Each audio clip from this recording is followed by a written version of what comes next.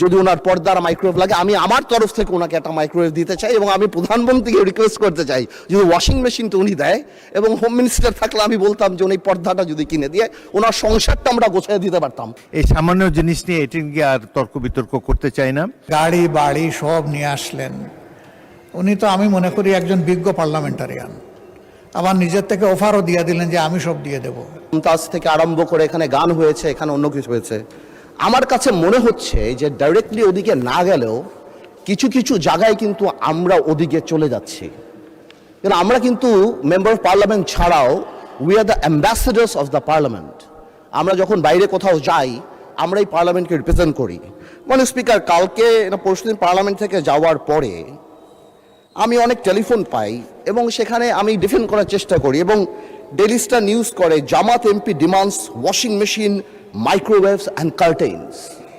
এটা আমাকে অনেক লজ্জা দেয়, এবং আমি মনে করি এই পার্লামেন্টকে অনেক লজ্জা দেয় যে একটা মেম্বার অফ পার্লামেন্ট এখানে দাঁড়িয়ে যেখানে জনগণের কথা বলবে, যেখানে বিভিন্ন জনগণের দাবির কথা বলবে, সেখানে একজন মেম্বার অফ পার্লামেন্ট দাঁড়িয়ে উনি ওয়াশিং মেশিন পেল না, মাইক্রোওয়েভ পেল না, কার্টেন পেল, সেই ব্যাপারে দাঁড়িয়ে কথা বলবে। যেখানে আবার বলা হয় যে আমরা গাড়ি নিব না, আমরা প্লট নিব না এই ব্যাপারে। তাহলে আমার কাছে মনে হয় মাননীয় স্পিকার যে আসলেই যদি গাড়ি আর প্লট যখন ওনারা বাদ দিল তখন ওনাদের বুকের উপরে কত বড় পাথর চাপা দিয়ে বাদ দিতে হলো যে মাইক্রোওয়েভ আর ওয়াশিং মেশিনের জন্য এই পার্লামেন্টে দাঁড়িয়ে কথা বলতে হচ্ছে।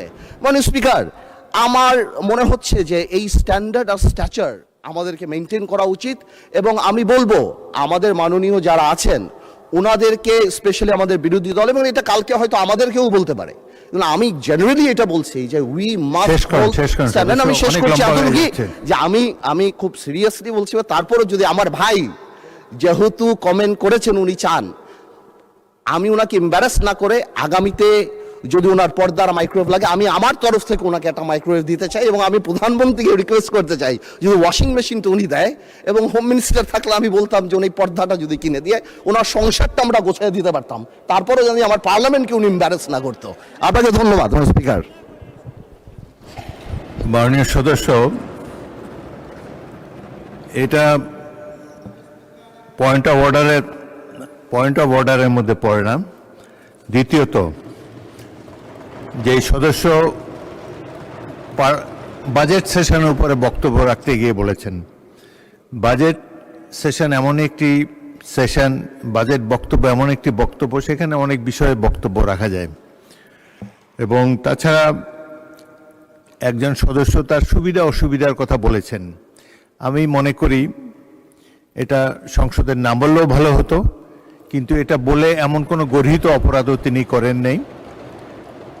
আমাদের হাউস কমিটি আছে, সেখানে আমরা সংসদ সদস্যদেরকে আসবাবপত্র ইত্যাদি আমরা দিয়ে থাকি। সেই হিসাবে তিনি যদি সকল সদস্য, তিনি তার নিজের জন্য চান নাই, সকল সংসদ সদস্যদের জন্যই যারা হাউসে, সংসদের দেওয়া ভবনে যারা বসবাস করে তাদের সম্পর্কে বলেছে। সুতরাং এটা এমন কোনো গর্হিত অপরাধ হয়নি। তবে আমি মনে করি না বললেই ভালো হতো, এতে জনমনে অন্য ধরনের ধারণা হতে পারে। তবে এটি তো তাদের প্রাপ্য হতে পারে, এটা এমন কিছু বড় জিনিস নেই। এই সামান্য জিনিস নিয়ে এটি নিয়ে আর তর্ক বিতর্ক করতে চাই না, কারণ এটি নিয়ে বিতর্ক করলে আবার খারাপ মেসেজ যাবে বাইরে। তো ভবিষ্যতে বক্তব্য রাখার সময় আমরা সবাই কেয়ারফুল থাকবো। যেসব জিনিস পার্সোনালি আপনি যদি হাউস কমিটির চেয়ারম্যান আছেন, সদস্যরা যদি তাকে জানান, তারাই এটার সমাধান করতে পারবেন। মাননীয় বিরোধী দলের নেতা, এটা নিয়ে কোনো বিতর্ক হোক এটা আমি চাই না। আপনি অন্য কোনো বিষয় বললে বলেন, এটা সম্পর্কে আর শুনতে চাই না। এটা কথা, আরেকটি কথা আমি বলি আপনাদের কথা, আর যেভাবে আপনি একজন সদস্যকে অফার করেছেন তাকে দেবেন, এটাও তার জন্য একটি ডিসরেসপেক্টফুল মনে হতে পারে। উনি নিজের জন্য চান নাই, সকল সংসদ সদস্য যারা বসবাস করে সংসদের সরকারি বাড়িতে তাদের জন্য বলেছেন। সুতরাং এটা নিয়ে, এই বিষয়টি নিয়ে আর বিতর্ক না হোক, এটা আমি চাই। মাননীয় নেতা, এরপরে আর বাড়াবাড়ি তো কোনো দরকার নেই। বিরোধী দলের নেতা, আপনি তো এই সম্পর্কেই বলবেন তো? আচ্ছা, বলেন। মাননীয় সদস্য পয়েন্ট অফ অর্ডারে দাঁড়িয়ে যে কথাগুলো বলেছেন, আপনি তো প্রথমেই নাকচ করেছেন যে এটা পয়েন্ট অফ অর্ডারের বিষয় না। 2 নম্বর, একজন সদস্য তিনি সবার জন্য একটা বিষয় চেয়েছেন। আপনি রাইটলি বলেছেন যে এটা হাউসে না বলে এটার জন্য কমিটি আছে, ওখানে বললেই হতো। কিন্তু তিনি এইটাকে সূত্র ধরে আবার আরেকটা যে গাড়ি বাড়ি সব নিয়ে আসলেন। উনি তো আমি মনে করি একজন বিজ্ঞ পার্লামেন্টারিয়ান, আবার নিজের থেকে অফারও দিয়ে দিলেন যে আমি সব দিয়ে দেব। ওনার কাছে চাইছে নাকি কেউ যে উনি দিবেন? আমার মনে হয় যে আমাদের মানসিকতাগুলো এমন হওয়া উচিত যেটা এখানে দাঁড়িয়ে অন্তত কেউ কারো সম্মানে আমরা আঘাত করব না। আমরা আশা করব যে আমি সহ আমরা সকলে আগামীতে এগুলোর প্রতি আরো যত্নশীল হব। ধন্যবাদ মাননীয় স্পিকার। ধন্যবাদ বিরোধী দলের নেতা। তবে